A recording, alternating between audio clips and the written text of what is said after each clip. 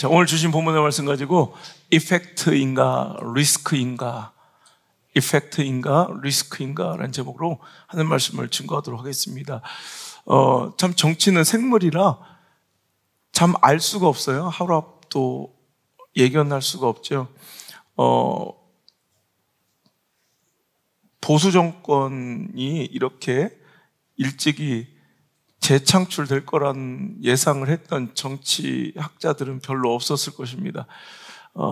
이 보수 정당이 힘을 잃고 그 지지하는 세력들이 다 사분오열되어 흩어지고 지지 정당이 없어졌을 때, 또 젊은 사람들의 민심이 보수 정당에서 다 떠나갔을 때, 한 젊은 30대 당대표가, 제가 기억하기로는 제가 정치 역사상 처음이었던 것 같아요. 우리나라 정치 역사에서는 하여튼 뭐 이렇게 젊은 보수 정당에, 특히 우파 보수 정당에는 참 그런 일이 잘 없는데, 젊은 당대표가 이렇게 선출되면서 그때 이제 젊은 이런 당원들이 가입하기 시작했고, 이반되었던 이런 지지 세력들이 다시 이제 보수 정당으로 규합되기 시작하였을 때, 각종 이 정치 평론가들은 그때 이제 이준석 이펙트다, 이렇게, 이준석 때문에 이렇게 아주 이준석 효과가 나타나고 있다 그러더라고요. 근데 얼마 지나지 않아서 또 젊은 당대표로 인해서 막 당이 쑥대밭이 되자 또 똑같은 그 패널이 나와가지고 평론가가 이러더라고요. 이준석 리스크가 이제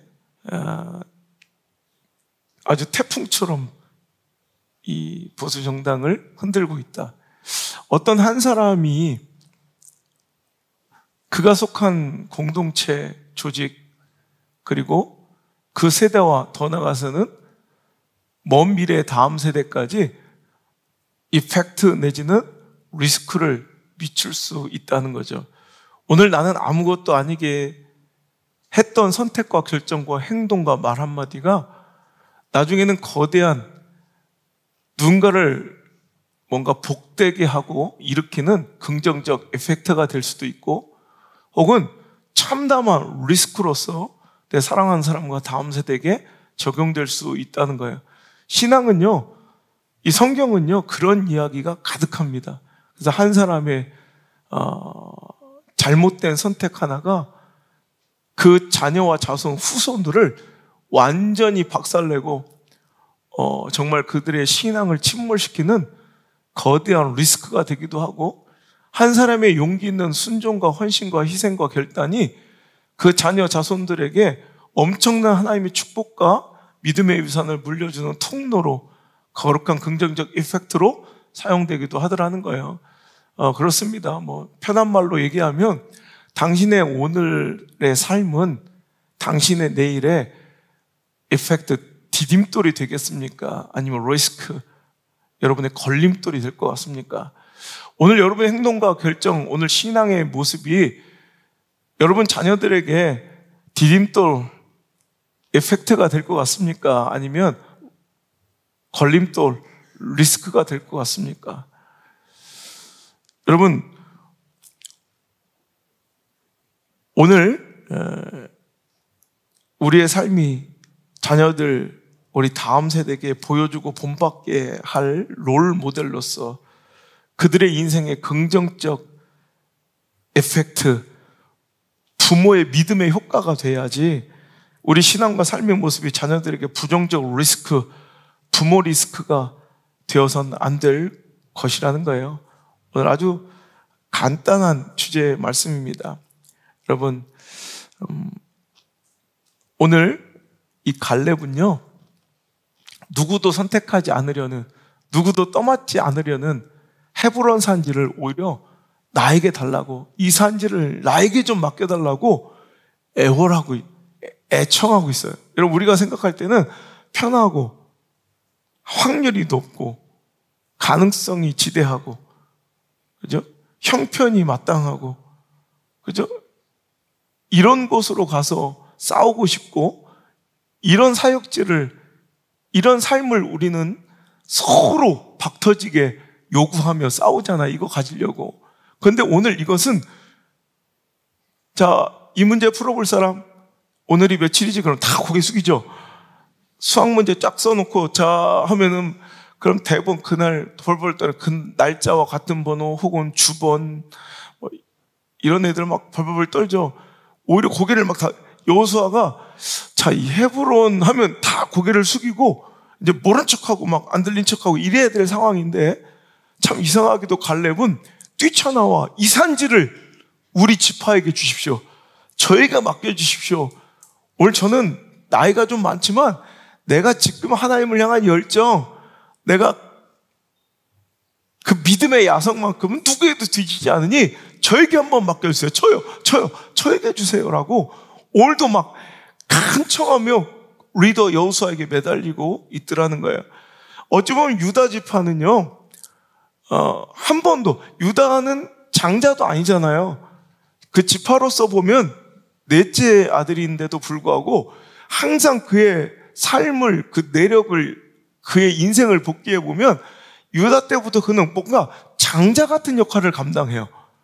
분명히 르우벤이 장자인데도 불구하고 항상 그는 앞서서 뭔가를 선행하고 주도하고 결정하고 헌신하고 희생하며 앞장서서 뛰어나가는 뭔가 장자적 마인드가 있어요.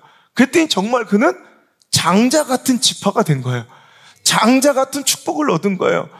여러분, 메시아 지파가 된 거예요. 예수님이 오실 통로가 된 거예요. 오늘 여러분이 아무것도 아닌 것 같지만 이 유다 지파와 갈렙의 이 스피릿이 여러분 계속해서 그 자녀들에게 이어져서 그들은 그렇게 살아요. 지금까지도. 여러분, 오늘 저와 여러분의 행동, 저와 여러분의 신앙의 모습이 얼마나 두려운 건지 알아요? 여러분들의 그 정신, 여러분들의 그 삶의 모습은 여러분 가문의 스피릿이 돼요. 그대로 흘러가요. 그래서 돈 의지하는 사람은 죽었다 깨도 돈에는 하나님이고 뭐고 다 팔아먹는 사람 되고요. 사람 관계 중요하게 생각하고 사람 따라다니는 사람은 절대로 하나님의 깊은 은혜까지 못 미쳐요. 항상 사람 언저리에서 놀다 끝나요. 이게 내 스피릿이에요. 정치질 좋아하는 사람은 죽을 때까지 정치질 하다 끝나요.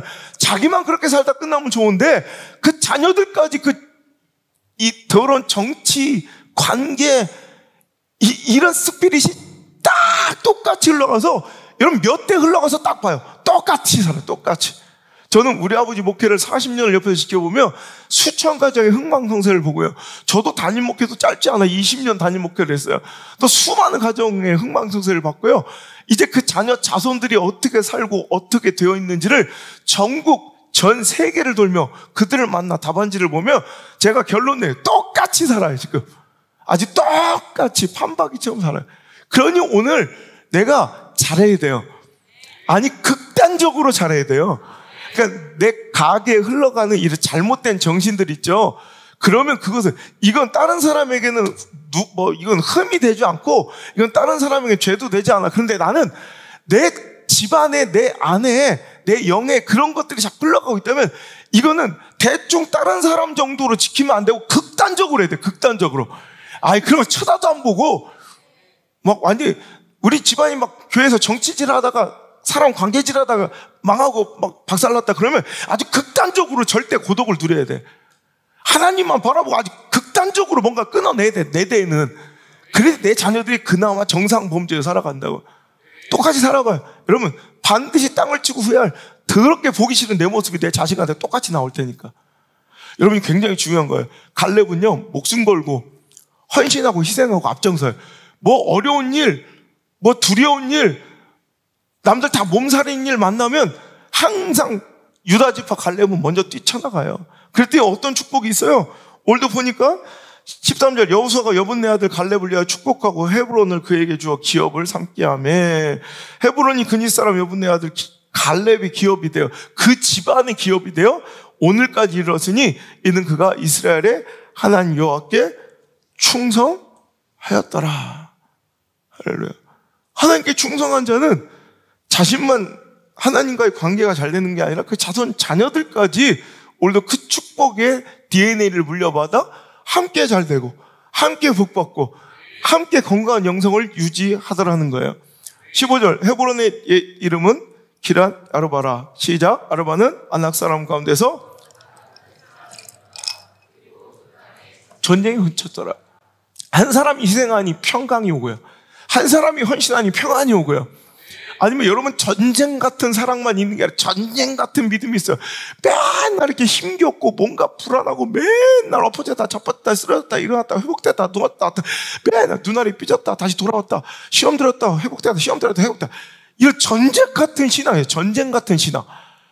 하나도 잔잔한 호숫가 같은 그런 평안한 신앙이 되지 못하고 맨날 들쑥날쑥 그 자식 새끼도 들쑥날쑥 그 자식의 자식 새끼도 들쑥날쑥 이거 보기 좋아요? 맨날 불안한 인생. 불안한 믿음. 불안하니까 전쟁 같은 믿음.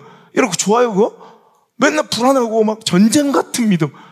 전쟁 같은 사랑도 싫잖아요. 막 들쭉날쭉하고 이랬다 저랬다 막 이런 것도 짜증나지만 전쟁 같은 믿음도 전쟁 같은 신앙생활도 여러분 어떤 사람은 호숫결물결 잔잔한 여러분 정말 나의 영혼아 잔잔히 여호와만을 바라며 평안하고 잔잔하고 평강하고 여러분 이런 신앙이 돼야죠.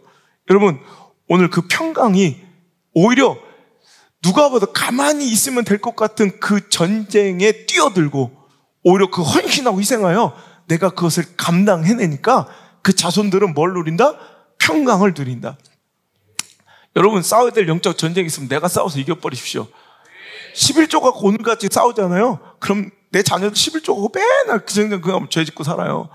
주일 성소 100% 못해서 맨날 정정긍긍하고 싸우잖아요.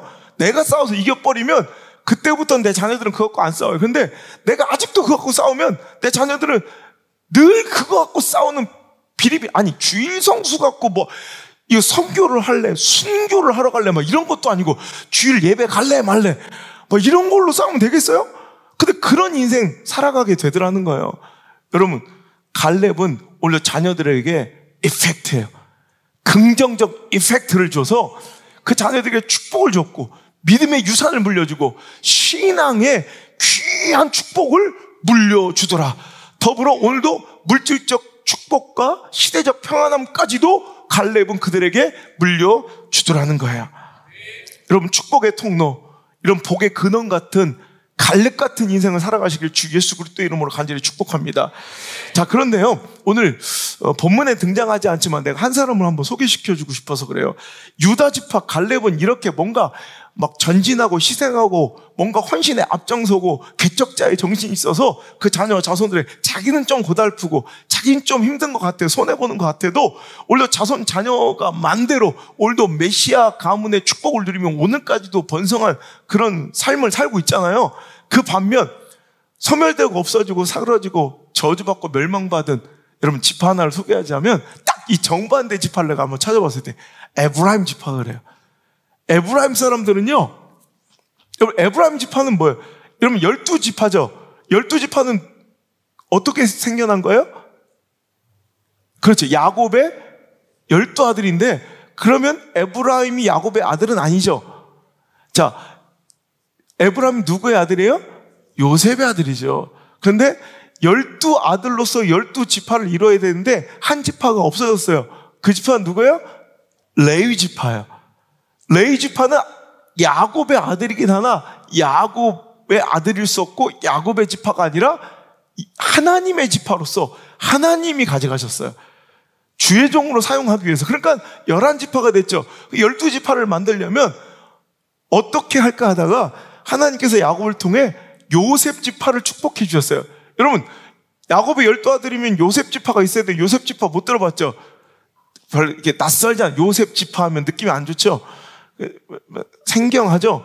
이게 못 들어봐서 그래요. 그러니까, 아니, 바이블 아카데미 잘 가르치고 있는 거예요. 어째 이게 처음 듣는 얘기처럼 그래요. 어째 수업은 그렇게 들으면서 어째. 자, 창세기 한번 보시죠. 창세기. 내가 오늘 집회만 아니면 한번 바이블 아카데미 들어가 보고 싶은데 도대체 뭘 배우는 거예요, 가서. 자, 48장.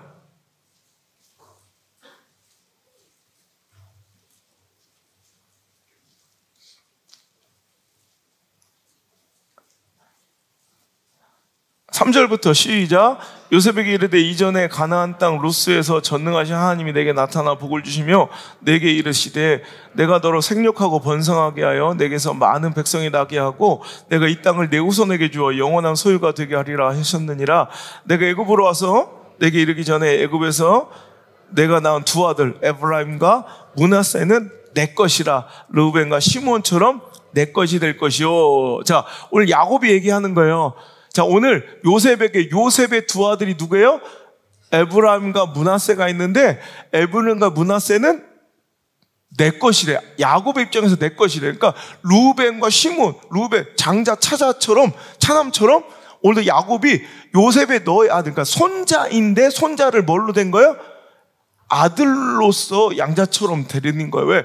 요셉 지파에는 더블의 축복이 된 거예요. 그래서 에브라임과 므낫세는 요셉의 아들인데 오늘도 야곱의 아들로 편입이 되어 에브라임 지파와 므낫세 지파가 되는 거예요. 근데 므낫세 지파가 더 위고 에브라임 밑에인데 에브라임은 11번째 아들 요셉의 또 둘째 아들인데도 불구하고 또 더 큰 축복을 받아 장자의 축복을 받아요. 그러니까 보세요. 원래는 에브라임은 지파에 들어갈 자격도 없는, 그러니까 손주해야 되는데 아들의 축복을, 지파의 축복을 받았고 또 11번째 아들의 차남인데 그가 장자처럼 장자의 축복을 받았어요. 오히려 거꾸로 므낫세 형보다 더 큰 축복을 받았어요. 그러면 이런 복이 없다는 거예요. 이런 은혜가 없다는 거예요. 그럼 여러분 축복 많이 받고 은혜 많이 받고 또 하나님의 특별한 관심과 말씀에 또 은혜를 충만하게 받는 사람들이 있어요. 그럼 어떻게 돼요? 에브라임처럼 이렇게 큰 은혜와 이건 말도 같지 않은, 내가 봐도 이거는 감당할 수 없는 은혜를 받는 사람들이 있어요. 그런 관심과 사랑을 받는 사람이 있어요. 그럼 어떻게 해야 돼요? 더 잘해야 되죠.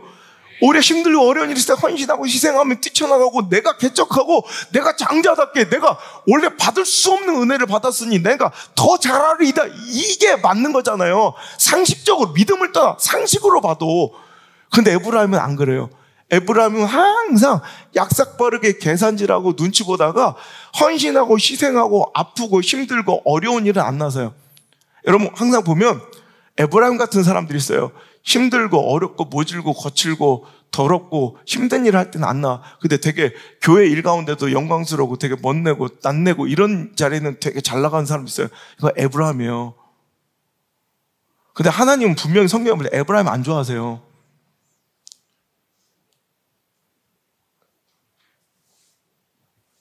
자, 제가 그냥 내 감정으로 이렇게 얘기하는 게 아니라 성경에 보면 에브라임이 등장할 때마다 그래. 자, 지금 우리가 여호수아서 14장 갈렙의 이야기 읽었는데 좀 너무 송구하고 외람된 부탁이지만 뒤로 3장만 더 넘겨줄 수 있어요?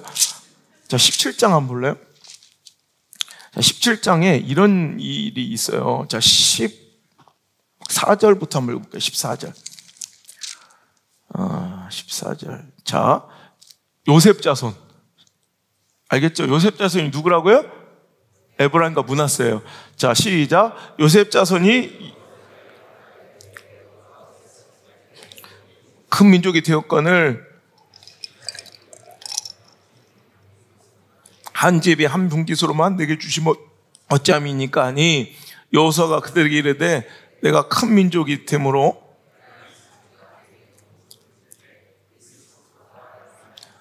땅 살림을 올라가서 스스로 개척하라 하니라. 자, 16절 한번 또 요셉 자손이 이르되 그 산지는 우리에게 넉넉하지 못하고 골짜기 땅에도 거주하는 모든 가나안 족속에게 벳산과 그 마을들을 거주한 자이든지 이스라엘 골짜기에 거주한 자이든지 다 철병거가 있나이다 하니 여호수아가 다시 요셉 족속 곧 에브라임과 므낫세에게 말하 이르되 너는 큰 민족 큰 권능이 있은즉 한복님만 가질 것이 아니라 그 산지도 내 것이 되리니 비록 삼림이라도 내가 개척하라. 그 끝까지 내 것이 되리라. 가나안 족속이 비록 철병거를 가졌고 강할지라도 내가 능히 그를 쫓아내리라 하였더라. 느낌 이해가 되세요? 완전히 갈렙하고는 반대죠. 와서 불평, 불만, 서운함, 섭섭함만 지금 어찌 보면 에브라임 므낫세는 너무 큰 족보 갖고, 여러분 바이블 아카데미 할 때 그 가나안 정복 시대 그 정복 지형들을 보시면 므낫세 반지파와 므낫세 그리고 에브라임 지파가 차지한 그 땅이 결코 작지 않아요. 어마어마하게 넓은 영토예요. 여러분 한번 지도 한번 찾아보시라고. 그런데도 그들은 맨날 섭섭하고 맨날 서운하고, 지금 원래 에브라임 므낫세는 이런 지파로서의 자격도 없는 거예요. 그들은 손주라고.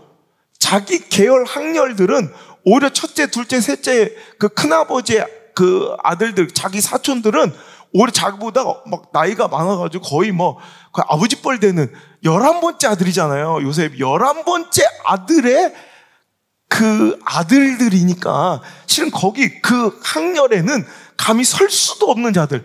그런데 그들은 똑같은 대우와 대접을 받으며 오늘 그곳에 있어요. 그냥 그것 자체가 그들은 그냥 감격해야 돼. 꿈만 같아야 돼. 근데 그들은 뭐예요? 불평하고 원망하고, 우리가 이렇게 큰 민족인데 이거밖에 안 줘요? 그랬더니 여호수아가 뭐라고 해요? 야, 나한테 자꾸 와서 그러지 말고 뭐해? 네가 가서 개척해. 저기 철병가 있단 말이에요. 야, 너는 하나님 주신 능력과 권능이 얼마나 큰데. 비록 삼림은 그 요새 같은 데는 지형적으로 전쟁하기 힘들고 아무리 그들이 강성하고 철병가 같이 있으더라도 너도 그 못지않게 힘 있고 능력 있어. 네가 가서 차지하고 개척하면 너는 그 끝까지 다 네 땅이 될 거야. 개척해, 제발. 나와서 징징거리지 말고. 근데 생각해보세요. 여호수아가 무슨 집 한지 알아요? 여호수아는 에브라임 사람 눈의 아들 여호수아예요. 그럼 여호수아도 무슨 지파예요? 에브라임 지파예요. 에브라임 지파인 여호수아가 봐도 이건 너무 말 같지 않고 꼴 같지 않은 거예요. 여러분 어떤 느낌인지 아시겠죠? 그냥 갈렙처럼 유다 지파처럼 나가 싸우고 막 정복 전쟁에 했는데 헌신하고 희생하진 않는데 항상 그 영광의 배분에는 항상 불만과 섭섭함이 있어. 나 이거 주세요. 나 이거 해주세요. 이렇게 대접해 주세요. 이런 에브라임 되지 말라는 거예요. 그 후예들이 어떻게 되는지 내가 보여줄 테니까. 그리고 또 재밌는 거예요. 자, 여러분 기드온이 300용사로 여러분 미디안과 싸워 이기고 돌아오는 거 알죠? 자, 그때 여러분 32,000명이 모였잖아요. 그랬더니 이것도 너무 많다. 돌려보내 했더니 12,000명 돌아가서 22,000명 돌아가서 10,000명 남았어요. 이것도 많다. 제발 여기서 있지 말고 갈 사람 가라 해가지고 물떠먹는데 개처럼 먹은지 이렇게 뭐인가 그래가지고 300명 남았잖아요. 그런데 그 300명을 하나님께 역사하셔서 이기고 돌아왔어요. 어마어마한 거죠. 그랬더니 그때 딱 나서는 사람들이 있어요. 사사기 7장에 이 기드온의 그 멋진 승리의 이야기가 300명으로 미디안 그 대군을 물리치고 막 전리품과 전승물을 막 가지고 돌아오고 있을 때 8장에 어떤 일이 일어나냐면 8장 1절. 자, 시작. 에브라임 사람들이 기드온에게 이르되 내가 미디안과 싸우러 갈 때 우리를 부르지 아니하였으니 우리를 이같이 대접하면 어찌 됨이냐 하고 그와 크게 다투는지라. 보세요. 야! 승리하고 돌아와요. 300명이 미디안 대군을 이기고 돌아오는 거예요. 전리품을 갖고 오니까 갑자기 막 느닷없이 에브라임 사람이 막 나타나서 승질을. 야! 왜 나한테 연락 됐어? 나 싸우고 싶었는데. 그래서 오히려 막 화를 내요. 기드온한테. 근데 기드온이 참 사람 좋아요. 저는 기드온은 아닌 것 같아요. 자, 2절 보세요. 시작. 기드온이 그들에게 이르되 내가 이제 행한 일이 너에게 한 것에 비교되겠느냐. 에브라임이 끝물 포도가 아비에셀의 만물 포도보다 낫지 아니하냐. 그러니까 그들을 오히려 달래줘. 아이고, 제가 한 건 아무것도 아닙니다. 당신네 지파의 아주 끝물 마지막에 나오는 그 잔챙이 포도가 우리 지파의 첫물 포도 최고 좋은 것보다 더. 당신도 이렇게 귀한 지파인데 죄송해요, 잘못했어요, 이런 거. 지금 뭘 잘못했어? 오지도 않았어요, 지들은. 그리고 여러분 불러도 오지도 않았고, 그리고 거기서 다 떠나간 지파들 가운데도 얘들은 이런 거 관심도 없어, 싸움할 때는. 근데 나도 연락을 왜 해놨어? 한참 준비하고 있었다니까. 나 피가 끓고 있었다고 막 이러는 거예요. 그럼 전리품 내놓으라는 거예요. 그러니까 3절에 하나님이 미디안 방백과 오렉과 스웹을 너희 손에 넘겨주셨는지 내가 한 일이 어찌 능히 너희가 한 것에 비교 되겠느냐 하니라. 우리 다 네가 더 크고 네가 더 잘났어. 오히려 이 기도는 오히려 그들을 막 이렇게 띄워줘요. 그냥 나 같은 거 아무것도 니네 집 최고야. 그랬더니 이 말을 하며 그때 그들의 노여움이 풀리니라. 이런 것들이 있어요. 헌신하고 희생할 때는 전혀 뭐 관심도 없어요. 오히려 그걸 방해하고 오히려 그걸 반대했던 사람들이에요. 근데 영광이 딱 베풀어지잖아요. 은혜가 베풀어지면 그 은혜와 영광의 축복의 지분을 요구해요. 그러면서 항상 나는 원래 하려고 했었어 막 이래요. 제가 하나 갖고 이렇게 누굴 평가하는 사람이 아닌 거 아시죠? 자, 또 입다가 이번에 암몬과 전쟁을 벌이고 와요. 여러분 뭐 얼마 전에 제가 설교했기 때문에 암몬 대군과 입다가 나와가지고 막 싸우고 온단 말이에요. 그래서 막 승리를 거두고 오자 또 바로 다음 장 12장의 1절 또 어떤 일이, 자 12장 1절 시작. 에브라임 사람들이 모여 북쪽으로 가서 입다에게 이르되 내가 암몬 자손과 싸우러 건너갈 때 어찌하여 우리를 불러 너와 함께 가게 하지 아니하였느냐. 우리가 반드시 너와 네 집을 불살리리라. 웃기죠? 보세요. 불러도 오지도 않았어요, 애들. 여러분, 그런데 가서 크게 11장 승리하고 목숨 걸고 싸워서 돌아오면 꼭 12장 8장 1절 딱 그 다음 장에 가장 먼저 등장한 사람들이 누구예요? 에브라임 사람들이에요. 야, 왜 나 안 불렀어? 그러면서도 그것도 그냥 송구하고 미안, 내가 차마 겁이 나서 못 나갔지만 당신이 가져온 전리품 저도 그래도 형제인데 좀 나눠주면 안 되겠어? 막 이러면 그래 줄만 하죠. 근데 막 승질을 내면 니네 집 다 불태워버릴 거야.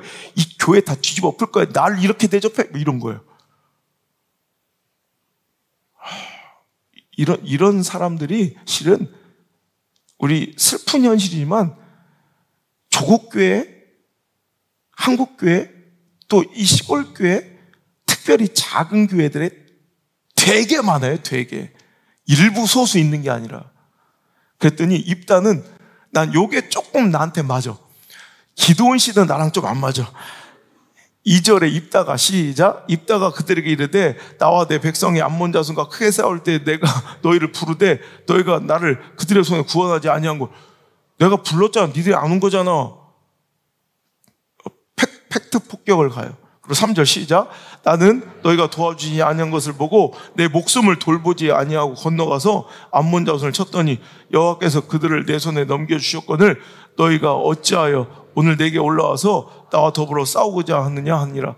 그래서 그 뒤에는 내가 이제 안 읽을 텐데 그래서 걔들 싹 다 죽여버려요. 에브라임을 다 죽여버려요. 가가지고 도망가는 것들 뭐 그래? 그래가지고 이 길 건너고 있을 때 너 에브라임 사람인지 아닌데요 그러니까 거기서 그러면 시벌레 해봐. 그러니까 그게 뭐 잘 모르겠어요. 근데 히브리에 시벌레와 휘벌레가 있대요. 근데 에브라임 사람은 휘벌레를 못 하나 봐. 뭐 있을까? 우리 여기도 너 쌀 해봐. 그러니까 살. 너 경상도 사람이지?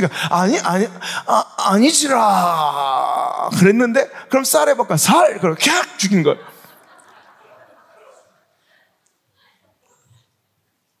승리하리라. 해봐. 성리하리라. 그럼 다 죽여버린 거야.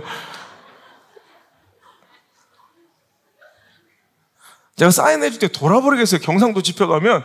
자, 성함이요. 그러면, 이건성! 그래서, 건성? 그때, 성! 그래서, 글쎄, 그때, 성리! 이래. 성리할 때 성! 이래. 아, 예. 이건 승 써주면. 그럼 말귀를 못 알아들어, 이래. 그렇지, 아버지가 아무리 이름을 건성 줘도 자기 아들 이름은 건성이라고 안 짓겠지, 건성이라고 짓겠지. 여러분, 보세요. 똑같죠? 에브라임은 이런 사람들이에요. 헌신도 안 하다가 여러분 맨날 불평만 많고 우리는 지파가 지경도 분기도 작다고 막 섭섭함, 서운함, 불평, 불만 요구하는 거 많고 헌신 희생은 없는데 바라는 건 많아요. 오늘 보세요. 그랬더니 그들의 결말은 어떻게 되는지 보세요. 그 에브라임 지파는 그 DNA와 그 더러운 스피릿이 계속 그 부모들한테 보고 배운 게 이어가서 호세아서 가보면 에브라임 지파가 어떻게 멸망하는지가 적나라하게 드러나는데 그냥 빨리빨리 한번 읽어볼게요. 호세아서 빨리 찾을 수 있는 사람들은 좀 찾고 아니면 화면 보고 읽으세요. 호세아서 7장 1절 시작. 내가 이스라엘을 치료하려 할 때 에브라임의 죄와 사마리아 악이 드러난도다. 그들은 거짓을 행하여 안으로 들어가 도둑질을 밖으로 떼지어 노략질하더라. 여러분 에브라임은 어떻게 됐냐면 결국 여러분 다윗의 아들 솔로몬 다음에 르우벤이 왕이 될 때 이제 르호보암이 왕이 될 때 나라가 이제 다윗의 아들 솔로몬이 범죄로 인하여 그 아들 르호보암 때 왕국이 분열될 때 그 분열 왕국의 주축 세력이 바로 에브라임이었고 그래서 그 북이스라엘을 10지파가 차지하고 이제 따로 이제 남유다와 분리해서 살아가는 북이스라엘의 수도인 사마리아 그 사마리아가 바로 이제 에브라임의 이제 지역이고요.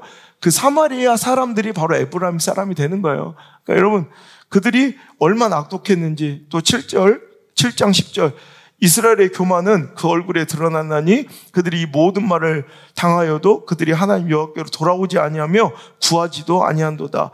에브라임은 어리석은 비둘기같이 지혜가 없어서 애굽을 향하여 부르짖으며 아수르로 가노다. 결국 여러분 아수르한테 멸망할지도 모르고 결국 어떻게 해요? 이 이스라엘 북이스라엘은 즉 사마리아 사람들은 뭐 했어요? 아수르한테 도움을 청해 하나님께 구하지 아니하고.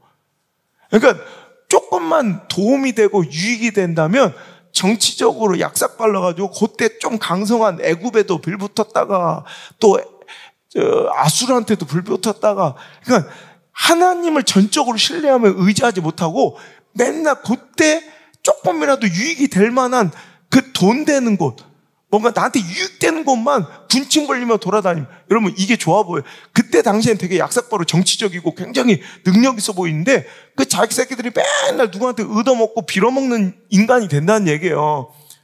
여러분 또 8장 11절 호세아 8장 11장 12절 8장 11절 12절 시작. 에브라임은 죄를 위하여 제단을 많이 만들더니 그 제단이 그에게 범죄하게 하는 것이 되었도다. 내가 그를 위하여 내 율법을 10,000가지로 기록하였으나 그들은 이상한 것을 여기도다. 아까도 얘기했지만 그들은 사마리아 사람들이었어요. 북이스라엘 민족을 이루고 왕국을 이루면서 그들은 하나님을 대체할 금송아지가 필요했고요. 예루살렘 성전을 대체할 사마리아 성을 건축하고 세울 수밖에 없었다는 거예요. 그러니까 오늘도 자기 정치적 유익이나 물질적 유익이 필요하면 얼마든지 하나님을 대체 가능한 자로 여기고 하나님보다 더 눈앞에 유익이 있으면 하나님도 등 돌리고 애굽 따라가고 아수르 따라가고 금송아지 만들어 여기다 절하라고 하고 오늘도 돈 되는 거 내 눈앞에 유익 현실적 유익에는 약삭빠르게 기민하게 반응하는 사람들 이런 사람들이에요. 자 그러자 9장 3절 4절 시작. 그들은 여호와의 땅에 거주하지 못하며 에브라임의 애굽으로 다시 가고 아수르에서 더러운 것을 먹을 것이니라. 그들은 여호와께 포도주를 부어드리지 못하며 봐도 되지 못할 것이라. 그들의 재물은 애국하는 자의 떡과 같아서 그것을 먹는 자는 더러워지나니 그들의 떡은 자기의 먹기에만 소용될 뿐이라 여호와의 집에 드릴 것이 아님이니라. 자, 그들은 이제 하나님의 예배와 은혜의 자리에서는 이제 제하여진다는 거예요. 그리고 자기가 번 돈, 그러니까 그렇게 약삭빠르게 그렇게 막 탐하여서 눈앞에 현실적 유익을 쫓아다녔던 사람들이 그냥 겨우 잘 사느냐? 결국 그렇지도 못해요. 그냥 겨우 그냥 지들 먹고 사는 데만 소용되는 떡이 되지 그걸 하나님께 드릴 수 없는 떡이 된다. 그가 버는 모든 물질, 자기는 막 오늘 잘 되고 축복받아 하나님 영광 돌린다고 그렇지 않아. 하나님 받으시지도 않는 그냥 너나 잘 먹고 살아라. 그런 물질로 하나님께서 그 헌신과 충성을 받지도 않고 그 예배를 받지도 않는 집안이 된다는 거예요. 자, 9장 7절부터 또 한번 읽어볼게요. 시작. 형벌의 날이 이르렀고 보응의 날이 온 것을 이스라엘이 알지라. 선지자가 어리석었고 신에 감동한 자가 미쳤나니 이는 내 죄악이 많고 내 원한이 큼이니라. 에브라임은 나의 하나님 파수꾼이며 선지자는 모든 길에 친 새 잡는 자의 금을 갖고 그의 하나님 전에는 원한이 있도다. 그들이 기브아시대에 같이 심히 부패한지라. 여호와께서 그 악을 기억하시고 그 죄를 벌하시리라. 옛적에 내가 이스라엘 만나기를 광야에서 포도를 만난 것 같이 하였으며 너희 조상들을 보기를 무화과 나무에서 처음 맺힌 첫 열매를 본 것 같이 하였거늘 그들이 바알볼에 가서 부끄러운 우상에 몸을 들임으로 저희가 사랑하는 우상과 같이 가증하여졌도다. 그래. 오늘 여러분, 하나님은 그들에게 그들을 영적으로 살리고 회복시키려고 말씀을 주셨는데 그들은 말씀 오히려 이상한 것으로 여겼고 오히려 그 말씀을 증거하고 선포한 선지자들을 오히려 존중하지 않고요, 신뢰하지도 않았고, 하나님은 그래서 그들의 악을 징벌로서 벌하시고 이제 처리하실 것이라는 말씀하시면서 난 이 말씀에 막 눈물이 왈칵 쏟아들어.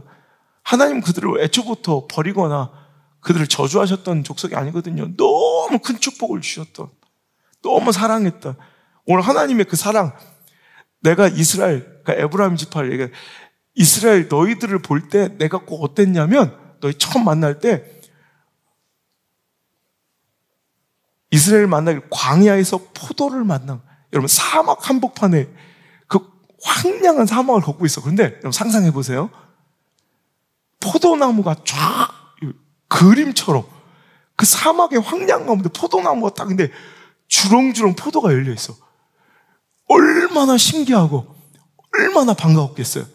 하나님은 에브라임 지파 이스라엘을 만날 때 이런 마음이었대요. 너무 행복하고 사랑스러웠대요. 그리고 너희 조상들을 보기를, 하나님이 너희 조상들을 보기를 무화과 나무에서 처음 맺힌 첫 열매를 본 것 같아. 여러분 이거 아세요? 나무에서 열매가 딱 처음 맺힌, 막 그때 너무 예쁘고 막 경이롭지 않아요? 제가 옛날에 개척했던 그 첫 번째 성전에 식당이 없고 이렇게 주방도 없었어요. 그러니까 밥을 그냥 마당에서 이렇게 먹고 그냥 교회 요 자리에서 이렇게 앉아서 먹어야 됐다고. 그러니까 바깥에서 거의 테이블 같은 거 놓고 먹다가 그때 후식으로 이제 수박이 나왔는데 수박을 먹고 이렇게 탁 뱉었어. 뒤에 던져버렸어. 그런데 거기서 수박이 난 거예요. 그 이듬해. 수박이 나서 그 정원 화단에 요만하게 수박이 열렸는데 난 아직도 그 감격을 잊지를 못해요. 너무 예쁘더라고. 무화과 나무에 열린 첫 열매는 보는 것 같았대. 하나님이 우리를 그렇게 사랑하시는 분이에요. 그런데 그들은 하나님을 버리고 그냥 눈앞의 유익을 쫓아 자기 몸을 우상하게 드리고 음행하는 그런 여인처럼 오히려 자기 삶을 오히려 우상에게 갖다 바치는 그런 죄를 저질렀대요. 그래서 호세아서 9장 13절에 보면 내가 보건대 에브라임은 아름다운 곳에 심긴 두루와 같으나 그 자식들은 살인한 자에게 끌어내리로다. 원래 너희들은 축복받은 진짜 막 복받을 만한 족속이었는데 네 자손들은 다 망하게 되었구나. 여러분 아까 우리 가빈 축복했던 그 야곱의 축복이 야곱이 요셉에게 준 축복이잖아요. 원래 그 요셉에게 허락된 축복이었다고. 그래서 너는 담장 너머로 뻗은 무성한 가지 같은 그런 축복을 누릴 것이다. 이렇게 축복했어요. 그러니까 너의 축복이 막 번성이 누구도 막 한계 지경이 그를 막지 못할 정도로 막 가지가 넘어설 것이다. 축복받은 지파, 축복받은 그런 사람, 은혜 받은 가문이었잖아요. 그 은혜와 축복을 받을 자격이 없는데 받은 그런 사람들이었는데 그 은혜와 축복의 약속이 변질되어 오히려 그들은 저주받은 족속으로 없어져 가요.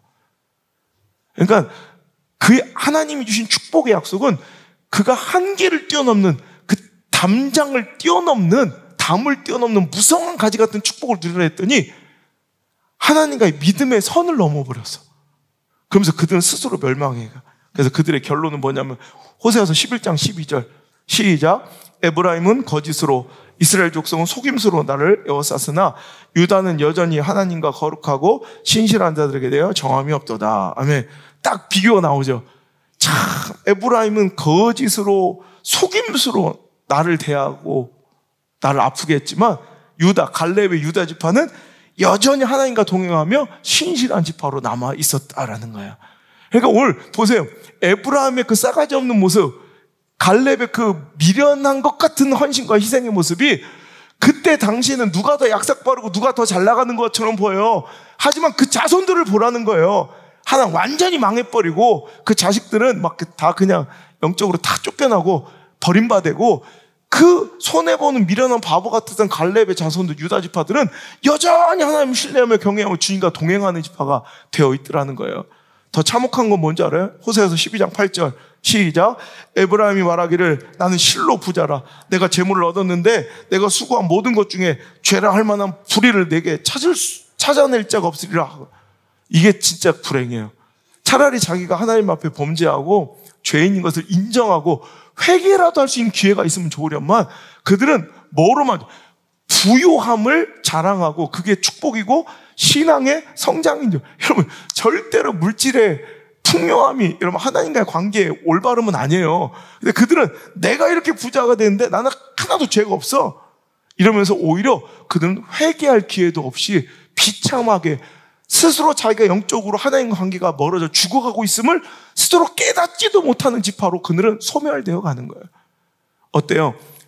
여러분, 오늘 우리의 삶과 선택이 갈렙처럼 내 자녀 자손들, 우리 다음 세대에게 멋진 긍정의 이펙트가 될 수도 있고, 에브라임처럼 오늘 우리의 선택과 잘못된 그 삐질한 영적인 그 모습이 내 자녀 자손들에게 여러분 중대한 리스크가 될 수도 있다는 거예요. 오늘 당신의 삶은 여러분 당신의 내일의 이펙트입니까? 리스크입니까? 오늘 당신의 현재는 당신의 미래에 여러분 리스크가 될 것 같습니까? 아니면 이펙트가 될 것 같습니까? 여러분의 오늘 모습은 여러분 자녀들의 삶에 리스크가 될 것 같습니까? 이펙트가 될 것 같습니까? 여러분, 오늘 나의 현재가 나의 미래에 이펙트가 됐으면 좋겠고, 나의 오늘이 나의 내일에 여러분 긍정의 효과가 됐으면 좋겠고, 오늘 이 시대 우리들의 신앙적 모습이 내 자녀들 세대에 거룩한 영적 긍정의 믿음의 유산으로 물려지는 거룩한 이 시대 효과, 우리 부모님 효과, 믿음의 유산을 물려준 믿음의 조상들의 에펙트가 되기를 주 예수 그리스도 이름으로 간절히 축복합니다. 여러분, 오늘도 갈렙의 이런 희생의 정신은 어디서 나왔을까 하면 상황을 보지 않고 오히려 하나님께서 주신 작은 희망과 가능성을 보았다는 거예요. 오늘도 여러분 이렇게 누군가에게, 내 자녀들에게, 다음 세대에게, 아니 나의 현재를 나의 내일 미래에게 거룩한 긍정의 이펙트로 물려주고 싶으면, 그렇게 반응하기를 원하신다면 오늘 여러분 희망을 보는 자가 되어야 돼요. 심각한 상황, 열악한 형편, 희박한 가능성 보지 말고, 에브라임은 그래서 맨날 절절거려 못 나가는 거예요. 그러니까 맨날 리스크만 쌓아두는 거예요. 하지만 우리는 뭘 해야 돼요? 하나님 주건 작은 희망의 단서, 소망의 단초, 하나님이 주신 그 작은 가능성이라도 보고 전진하는 자들이 돼야 한다는 거예요. 오늘 여러분, 오늘 갈렙이 만약에 오늘 말씀을 보세요. 그가 헤브론 산지를 나에게 달라고 그러는데, 헤브론의 옛 이름은 15절에 기럇 아르바래요. 근데 아르바가 뭐예요? 아낙 사람 가운데서 가장 큰 사람이 아르바래요. 여러분, 기럇이라는 뜻은 무엇의 성읍이라는 뜻이에요. 기럇, 무엇의 성읍. 그러면 기럇 아르바 하면 뭐예요? 아르바의 성이라는 뜻이에요. 그 아르바가 뭔가가 중요한데, 아르바는 아낙 자손이래. 아낙 자손이 누군지 아시죠? 아낙 자손은 뭐예요? 거인이에요, 거인. 아낙 자손은 거인 지파, 거인 족속의 아낙 족속인데, 이 아낙 족속 중에서도 가장 유별나게 유난스럽게 더 큰 족속이 뭐라고요? 아르바래요. 그러니까 아낙 자손들도, 생각해, 여기에 지금 아낙 자손들 교회, 아낙 교회, 그럼 최용만이 한 300명 앉아있는 거예요. 500명. 근데 거기서 아르바 교회는 최용만이 단신이야. 최영만한테 땅꼬마라고 놀림당해. 최영만이 뭔 얘기인지 아시겠어요? 아르바는 안악자손들 중에서 가장 큰 지파예요. 오늘 뭘 안 좋은 일 있어요? 오늘? 오늘 말씀 듣다 보니까 내가 다 리스크 같아요? 그럼 정신 차리고 회개하면 돼요, 이 에브라임들아. 오늘 그래요, 여러분. 이거를 보면 못 나가죠. 형편 보면 안 되죠. 상황 보면 이 희박한, 내가 이길 가능성, 헤브론 또 산지 요새예요. 요새 안에 안악자손 중에 가장 거대한 아르바가 지키고 있는 성이 있어요. 희박한 가능성이죠. 열악한 형편이죠. 절망적인 상황이죠. 그럼 못 나가지, 이거 보면. 그런데 오늘 갈렙의 장점과 그의 신앙의 긍정적 요소는 뭐냐면 내가 85세라 못 나가요, 이게 아니라 내가 비록 육체의 나이는 85세지만 정신은 아직도 쌩쌩하게 40대 그때와 별반 다름이 없다. 내가 아직은 움직일 수는 있나이다. 이러고 내가 누워있으면 나 달란 소리도 안 하지만 내가 아직도 출입할 수 있고 내가 할 수 있고 움직일 수 있고 싸울 수 있다.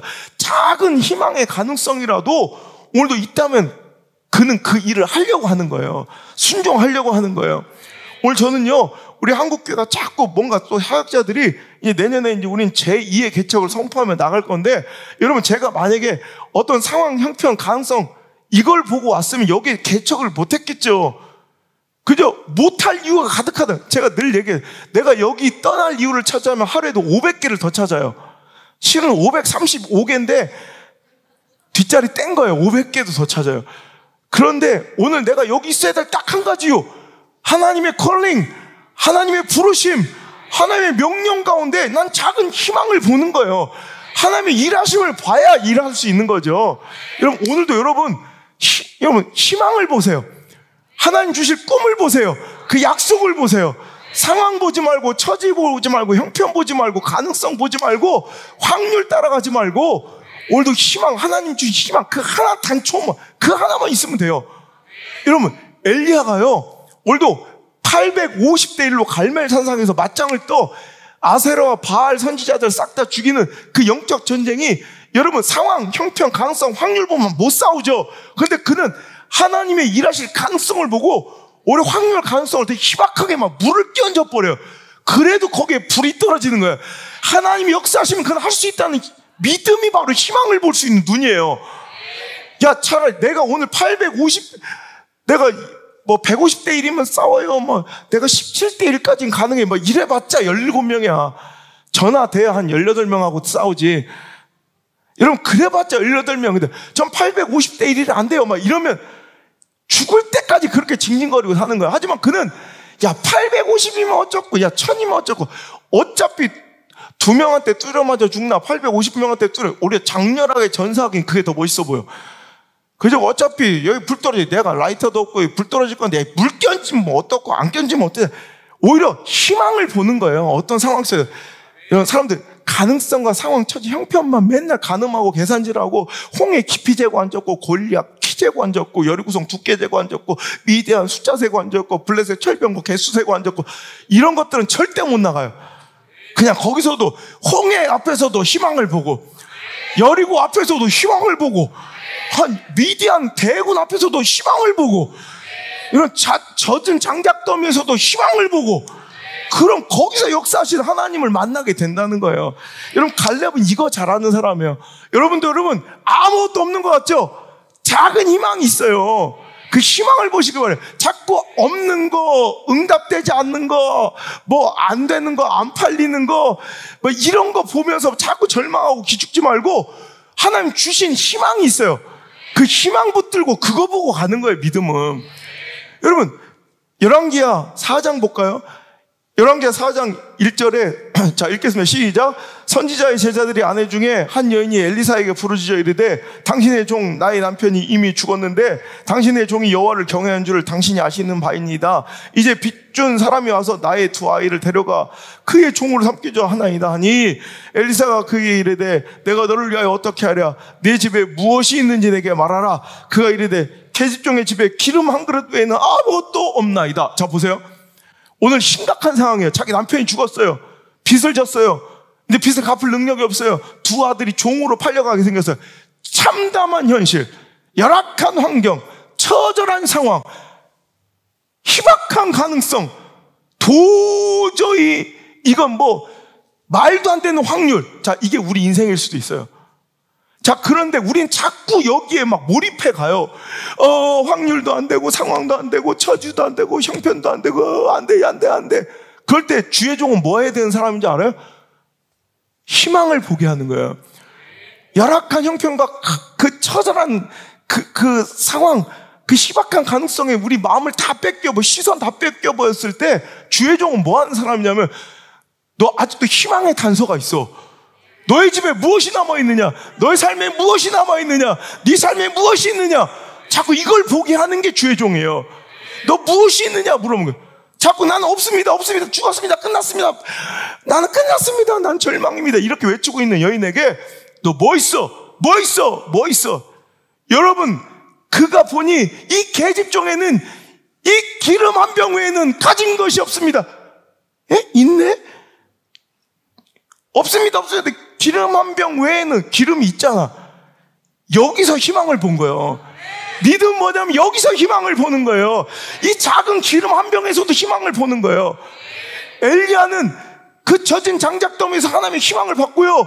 3년 반 동안 내리지 않았던 여러분 메마른 그 대지, 그 가뭄과 기근 속에서도 간절히 기도할 때 저 바닷가 사람 손바닥만한 구름이 피어오르는데 거기서 희망을 보는 거예요.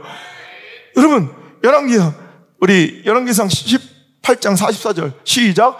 7번째 이르러서는 그가 말하되 바다에서 사람의 손만한 작은 구름이 일어나나이다. 이르되 올라가 아합에게 말하기를 비에 막히지 않도록 마차를 갖추고 내려가소서 하라. 여러분, 저와 벌 7번 간절히 기도할 때 사람 손바닥만한 구름 하나 피어올랐는데 엘리야는 거기서 뭘 본 거예요? 거기서 희망을 본 거예요. 폭우를 본 거예요. 그 메마른 대지를 적시고도 남을 만한, 여러분의 메마른 상황과 형편을 적시고도 남을 만한, 여러분의 메마른 형편과 모든 갈증들을 채우고도 남을 만한 여러분 희망의 피를 본 거예요. 그 폭우를 본 거예요. 여러분, 바가지 갖다가 물 받으세요가 아니에요. 그 정도가 아니에요. 폭우가 내릴 거니까 빨리 마차 끌고 빨리 가세요. 멋지죠? 전 이런 목사가 되고 싶어요. 징징거리면 이것도 없네요, 저것도 없네요, 여기 시골이네요, 뭐네요, 오프님 막 사람들도 변변 찾네요, 막 이런 거 보는 게 아니라, 여러분, 사람 손만한 구름에도 희망을, 폭우를 볼 줄 아는, 성령의 폭우를 볼 줄 아는, 그 기름 한 병에서도 넘쳐난 하나님의 축복 부흥을 볼 수 있는 그런 눈이 저와 여러분에게 열리게 되기를 주의 이름으로 축원합니다. 여러분, 제가요, 이 말씀을 준비하게 된 그 딱 배경이 뭐냐면, 제 강릉에 얼마 전에 집회 갔다가, 강릉이 언제부터 커피의 도시가, 커피의 막 메카가 됐어요. 그 목사님들은 어지간하면 목사님들 앞에서 이제 커피 얘기하면 하지 말라고 할 정도로 원두도 막 비싼, 다 바리스타 자격증들이 거의 다 있어요. 그리고 우리처럼 막 그냥 따끔 따서 이런 거, 막 혐오해요.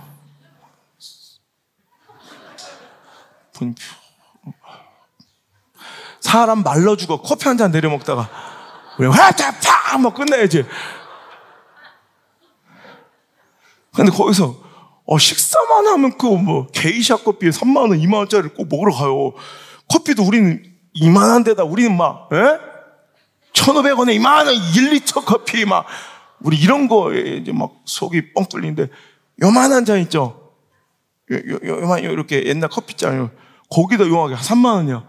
거기 갔더니 여러분, 강릉에서는 이번에 우리 울릉도 갔다 왔잖아요. 독도 갔다 왔잖아요. 그 강릉에서는 그 강릉항이 안목이라는 항구, 안목 해변이라고 해서 안목이라는 해변에 안목항이 강릉항이에요. 그래서 안목항에서 배를 타고 이제 울릉도를 가겠는데, 그 강릉항, 안목항 가는 강릉항 가는 그 길, 안목 바닷가 해변이 지금 커피 거리로 유명해요.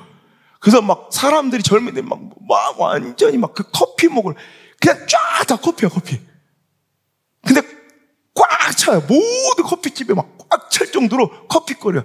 근데 그 알아요? 그 커피거리, 안목 해변에 커피거리가 만들어진 그 시작은 뭔지 알아요? 그 안목 해변 첫 입구 쪽에 자판기 커피 하나가 되게 유명한, 여러분 보신 적, 세상에 이런 일, 이런 데도 몇 번 나왔어요. 그 자판기 커피가 그렇게 맛있어서 거기 하면 커피 먹으러 그 자판기 커피에 줄을 섰었어요. 택시 기사들하고. 그래서 그 강릉의 그 자판기 길거리 커피 그 자판기 하나가 지금도 이제 위치만 이렇게 좀 옮겨졌지 아직도 그 입구에 자판기가 있어요. 아주 그 커피가. 그 거리 커피가 커피 거리를 만들다. 요걸 내가 딱 그 자리에서 쓴 거예요. 그래서 오늘 이걸 제목을 할까 하다가 이해를 못할 것 같아가지고, 실은 길거리 커피예요. 거리 커피 하나가 커피 거리를 만들어요. 내가 나만 이렇게 뿌듯하고 눈물이 나냐? 요걸 위해서 지금까지 달려온 건데 요것 때문에 지금 1시간을 막 목에 피를 터치면서 달려왔는데 반응이 없네. 나 진짜. 다시 하죠. 지금 누가 상상했겠어요? 그 초라한 바닷가에 자판기, 길거리 커피 하나.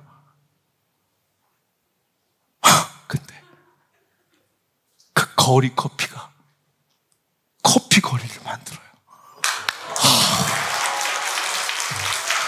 지금 자기들이 갖고 있는 그 길거리 커피, 자판기 커피 같은 그 후질근한 내 삶의 꼬라지 형편이 있을 거예요. 절망하고 싶죠.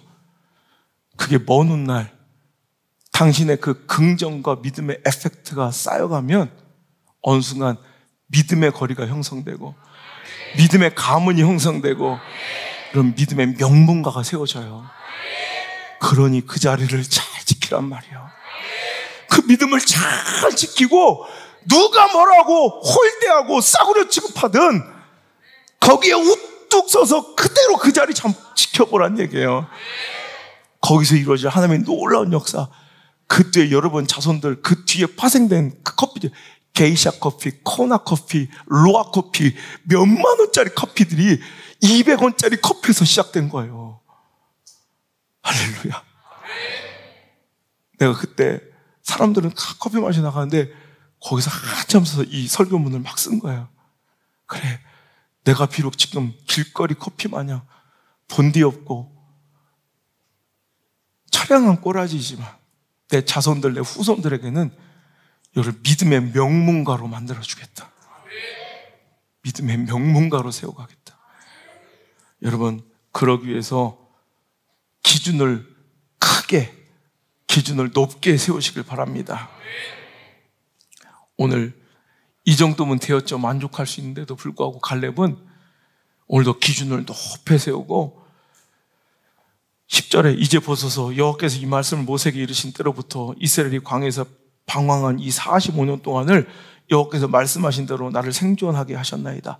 오늘 내가 85세로 돼 모세가 나를 보내던 날과 같이 오늘도 내가 여전히 강건하니 내 힘이 그때나 지금이나 같아서 싸움에나 출입에 감당할 수 있으니 그날에 여호와께서 말씀하신 이 산지를 지금 내게 주소서. 당신이 그날에 들으셨거니와 그곳에는 아낙 사람이 있고 그 성읍들은 크고 견고할지라도 여호와께서 나와 함께 하시면 내가 여호와께서 말씀하신 대로 그들을 쫓아내리이다. 오히려 큰 목표를 가지고 오히려 더 큰 상대에게 대전하면 내 몸집을 키울, 영적 몸집을 키울 수 있는 거예요. 정치 신인들이 자꾸 대권 두자 막 상대도 안 돼 막 대권 후보를 막 SNS로 저거 공격하는 이유가 뭐냐면 여러분 싸우다 이기려고 하는 게 아니에요. 그냥 부딪혀도 지 몸집이 커지고 여러분 정치적 역량이 여러분 커지기 때문에 자꾸 큰 사람하고 붙고 싶어하는 아무나 안 붙어져요. 오늘 여러분 목표를 크게 세우고 기준을 높게 잡으세요. 제일 망할 놈의 이 에브라임 같은 이런 마인드가 이거예요. 요즘 애들 다 그래요. 에이, 목사님 요즘 교회들 다 그래요. 에이, 요즘 왜 우리만 이렇게 빡세게 그래요. 요즘 성도들 다 그래요. 이게 망할 놈의 에브라임 마인드예요. 여러분 높고 큰 기준을 세우세요. 이 정도면 되었다 만족하지 말고, 제가 말씀 준비할 때 저희 원칙이 아주 높은 기준이에요. 더 큰 기준을 세우는 거예요. 조금만 이것에 훼손돼도 용납하지 않는 거예요, 나를. 자꾸 그래야 발전하는 거예요. 지금 한국교회는 자꾸 더 낮은 수준의 기준을 제공하고 함께 지금 망하는 길로 하향 평준화가 고 있어요. 여러분, 요즘 젊은이들 신앙들 봐요. 이게 신앙이고 이게 예배입니까? 전체가 다 지금 하향 평준화로 다 같이 지금 몰락하고 있고요. 교회들 보세요. 지금 야성이나 영성이 지금 하향 평준화되어 있고, 목회자들도 지금 더 낮은 수준의 기준을 제시하고 그것만 맞추면 된다고 생각, 월급쟁이처럼 하향 평준화로 다 망하는 길로 가고 있어요. 왜 더 기도할 수는 없고, 왜 더 연구하고, 더 성경을 읽고, 더 목숨 걸고, 더 금식하고, 더 매달려서 더 높은 수준을 향할 수 없냐고요. 제가 얼마 전 신학생 하나가 전도사님 나한테 상담하길래, 그래서 내가 보니까 네 주변의 사람들하고 똑같이 놀면 너는 반드시 망한다. 내가 볼 때 거긴 소망이 없더라. 더 높은 수준의 기준을 세워라. 더 높은 수준의, 그들하고는 상대도 안 될 만한 더 큰 기준, 스탠다드를 정해놓고 그거에 맞춰 살아라. 그래야 네가 이 시대에 네가 조금이라도 쓰임 당할까 말까. 여러분, 그거예요. 여러분, 대충 이 시대에 만족하지 말고요, 이 세대를 본받지 말고, 우리의 기준은 하나님께서 우리를 향하시 기뻐하시고 선하시고 온전하신 그 뜻이 우리의 기준 돼야 돼요. 그냥 사람들은 뭐라고 하건, 미쳤다고 하건, 뭐 빡세겠다고 하건, 뭐 우리 게 뭐라고 한다고? 개빡세다고? 개빡세다고 하든 상관없이 높은 기준을 세요. 높은 기준. 지들이 나중에 망하든 말든 그 자식 새끼들 지금 어떻게 혼자 그래 버티고, 교회는 당긴다 칩시다. 그래 여건이 자기들 세대 교회는 당긴다 칩시다. 예수 믿는지 모르겠지만 자녀 자신 있어요? 그 다음 세대 자신 있어요? 그런 꼬라지로 에브라임처럼 신앙생활에서 내가 볼 때는 절대로 그 자식들 소망 없어. 더 높은 수준으로, 난 더 좁은 길로, 더 빡세게. 여러분, 이건 레드칼은 급진적인 게 아니에요. 이게 지극히, 이게 옛날 우리 믿음의 선배님들한테는 이게 레디컬이 아니라 이게 지극히 정상적인 기준이었다고. 이게 평범함이었는데 어느 순간부터 이게 기이한 환경이 되었고, 이게 레디컬 급진적이라고 그러고, 이게 빡세다고 그러고, 뭐 옆에 교회에서 우리는 개 빡세다고 그러고. 여러분, 우린 더 높은 수준의 더 큰 기준을 세워야 돼요. 조수미 씨가 이런 인터뷰를 하대. 대가는 달라. 모든 가수들의 꿈은 자기 노래를 들은 청중들이 자기에게 박수 쳐주는 소리를 듣고 싶어 합니다. 맞잖아요, 그죠? 모든 가수들의 꿈은 이거래. 자기 노래를 들은 이후에 사람들이 박수 쳐주는 거. 근데 나는 한 번도 그런 꿈을 꿔본 적이 없대. 나는 처음 성악을 시작하고 난 후부터 지금까지 나의 꿈은 내 노래를 들은 사람들이 넋이 나가 기절해버리는 게 꿈이래. 그 수준으로 연습한대. 이거 봐. 기절해버려서 다 멍하잖아. 제 설교는 기준이 그거예요. 그냥 가서 습관적인 그냥 아멘 이게 아니라 그냥 그 깨달음, 그 깨달음의 환희, 그 이치의 발견함에 대한 그 막 감격과 경외 너글로 와서. 그래서 제 집회 끝나고 헌금이 안 나온대. 진짜 그런 소리 내가 몇 번 들었어요. 설교 들으면 다른 설교 부흥사들은 설교 끝나고 은혜 받아서 헌금을 많이 하는데 저는 헌금을 안 한대.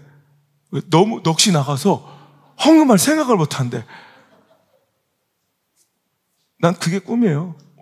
아무 생각도 나지 않게 그냥. 미리 걷어야 돼. 넋 나가서 집에 갈 때. 여러분, 그래야 겨우 이 시대의 타락과 믿음의 현재를 이겨낼 수 있어요. 그릇을 빌려오되 조금 빌리지 말고 높은 수준으로 좀 살아세요. 제가 오늘 그냥 예배 전에 기도하다가 목양실에서 하나님 오늘도 저에게 은혜를 채워주세요. 근데 갑자기 눈물이 나는 거예요. 언제까지 이렇게 은혜 받고 돌아가서 일주일 동안 죄 짓고 막 소진된 상태로 와서 또 하나님 또 나에게 그 소진된 은혜를 채워주세요. 언제까지 이런 구질구질한 기도를 해야 될 거야. 그래서 제가 오늘 뭐라고 해요? 하나님 넘치게 해주세요. 그냥 흘러 넘쳐버리게 해주세요. 그냥 깨딱깨딱 해가지고 또 껴차서 뺑뺑 켜 이렇게 가지 말고 하나님 막 흘러 넘치게 충만하게 해주세요.